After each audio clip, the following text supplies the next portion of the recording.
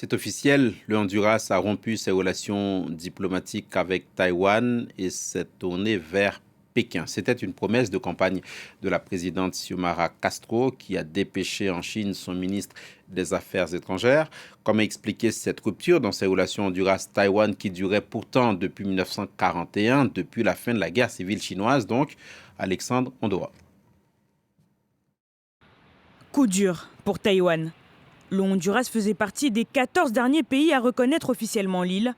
Mais ce samedi, le pays d'Amérique centrale a rompu ses relations diplomatiques, estimant que Pékin est le seul gouvernement légitime pour représenter toute la Chine.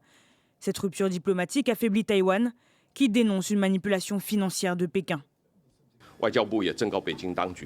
Nous tenons à avertir Pékin que ces tentatives d'attirer nos alliés diplomatiques avec de fausses promesses afin de resserrer notre espace diplomatique ont gravement nui aux sentiments du peuple taïwanais et accéléré la divergence des relations dans le détroit. Le ministère des Affaires étrangères tient à souligner que Taïwan est une nation souveraine, c'est un fait. Une nouvelle victoire diplomatique donc pour la Chine qui accroît son influence en Amérique latine. Mais Washington met en garde le Honduras.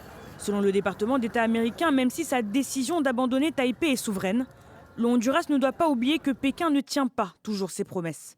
Nous encourageons vivement tous les pays à élargir leur engagement avec Taïwan et à continuer à se tenir du côté de la démocratie, de la bonne gouvernance, de la transparence et du respect des lois.